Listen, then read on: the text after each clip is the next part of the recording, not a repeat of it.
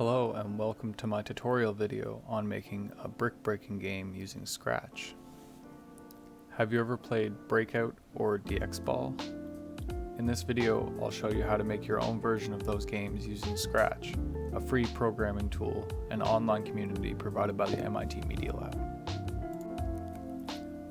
You will first need to delete the cat sprite that comes by default when you create a new Scratch project. You will then create a new sprite using the paddle sprite from the Scratch library.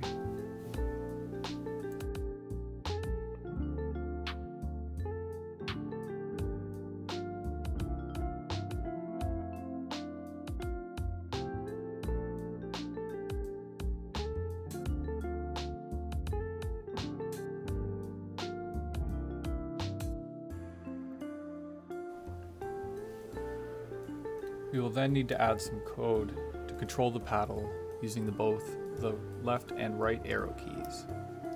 For this we'll need to use the when left arrow key pressed and when right arrow key pressed control blocks.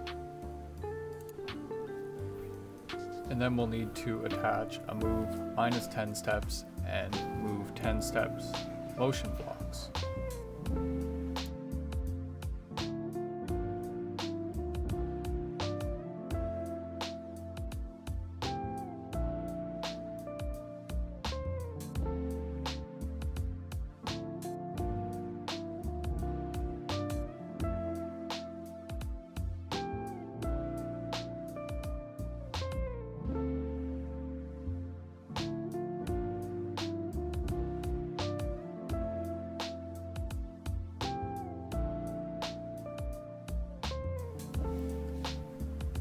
Next, we'll need to add a ball sprite.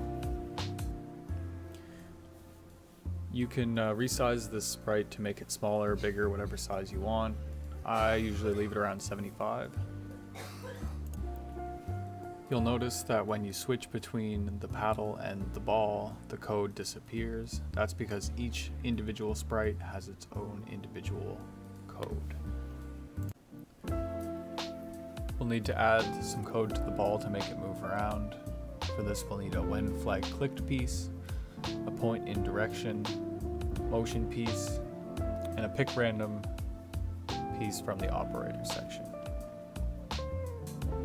We're going to set the values of the pick random to -75 and +75 and drag it and drop it into the point in direction piece.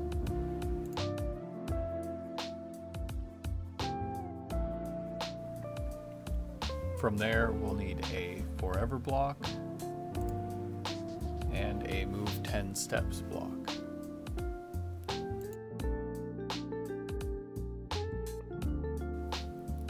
So now when we click the green flag, our ball will move 10 steps forever, but now we have a problem where when it hits the wall it doesn't stop, it just keeps going. So to fix that you need to add in an if on edge bounce piece from the motion category. So now when you click the green flag, the ball will move 10 steps until it reaches the edge of your square and then bounce. But you'll notice now it still goes through the paddle, so we need to add some code to fix that.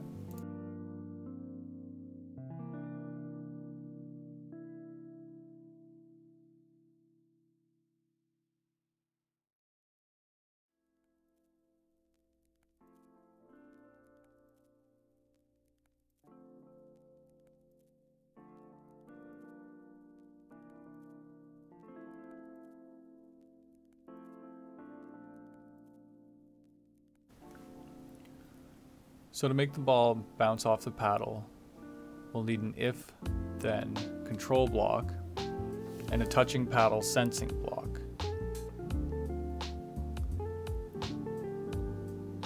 And you drag that and put it inside the forever block and add in a point in direction pick random -75 to +75 block.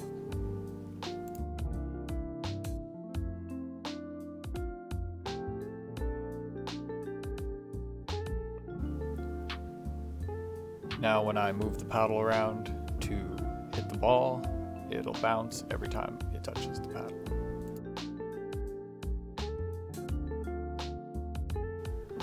Next, we need to make a new variable called score. This will tell us how many bricks we've hit total in our game. To make a variable, you just click on the Variables tab and click Make a Variable. Give it a name, like score, whatever you want, and click For All Sprites, click OK.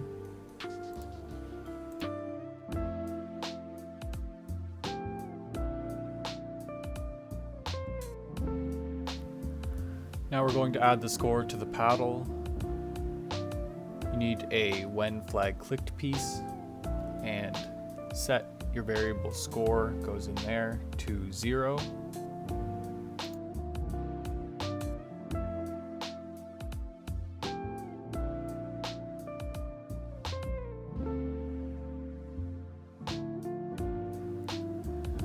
Then we'll need to add some bricks to register the score. I use button 3 as my brick.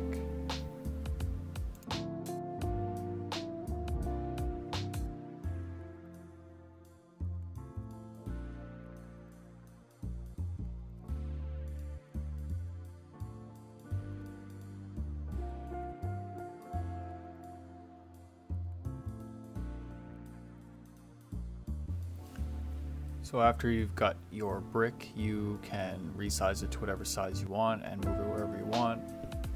Then we're going to add some code to it. You'll need a when flag clicked piece and a show piece from the looks category. This will allow it to appear every time you click the green flag button.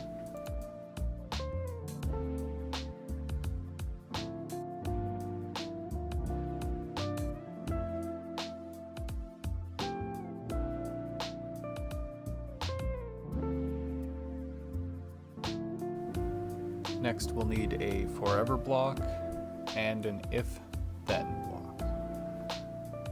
Then you'll drag a touching sensing block and set it to the ball. And then inside the if-then block, put hide and change score by 1 from the variables section.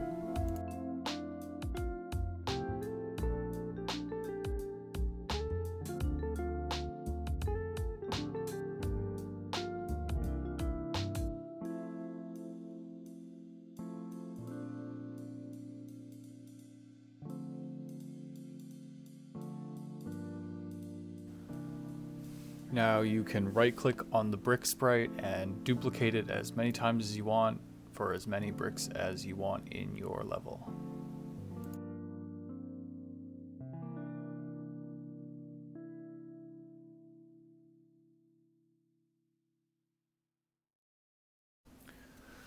Now your game should be mostly functioning, but we'll need to add a live system so that there's some sort of challenge.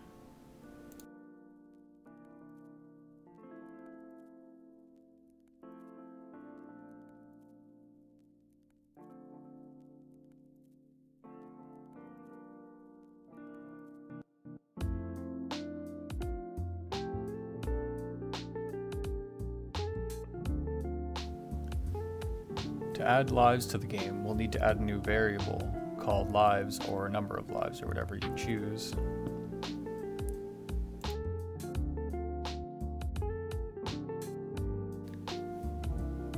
And we need to update some of the code to the paddle. We need to add our new variable set number of lives to 3 underneath the set score to 0 block.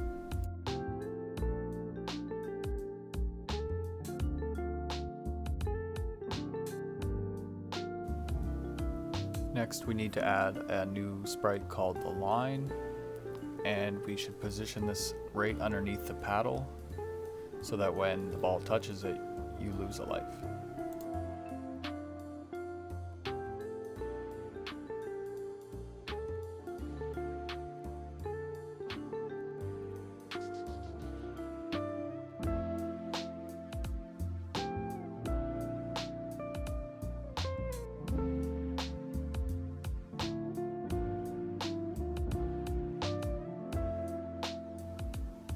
And we'll need to add some code to the ball to make it lose a life when the ball touches the line. For this we'll need an if touching line then piece. Then we need to add our variable change number of lives by -1, and to make it reset, point in direction and pick random -75 to 75 from the operator block.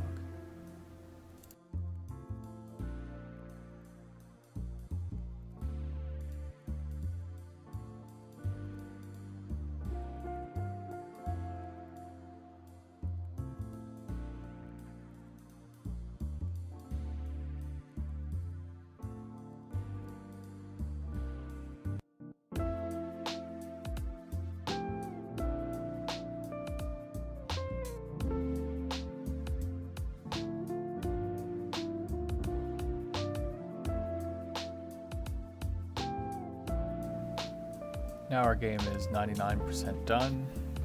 The only problem being that when our life reaches 0, nothing happens, it just continues on -1. So we'll need to add a game over screen so we know when to reset the game. To do this, we'll need to add a new backdrop. So to add a game over screen, we'll need to click on the new backdrop in the bottom right. And you can pick whatever background you want. I put some text on it. It just says game over. And we'll need to add some code on the ball sprite to make the backdrop appear and disappear when we want it to. So right under the when flag clicked piece, you'll need to add a switch backdrop to backdrop 1 piece. And then you'll need to add at the bottom, right under the point in direction and the change number of lives pieces, add another if then piece and get an 0 equals 0 block from the operators and add in your variable number of lives equals 0. Then put a switch backdrop to backdrop 2 or game over, whatever you've named it, and a stop all. And then that will finish your game and make it so that when you lose your lives reach 0, it'll switch to the game over screen and stop everything.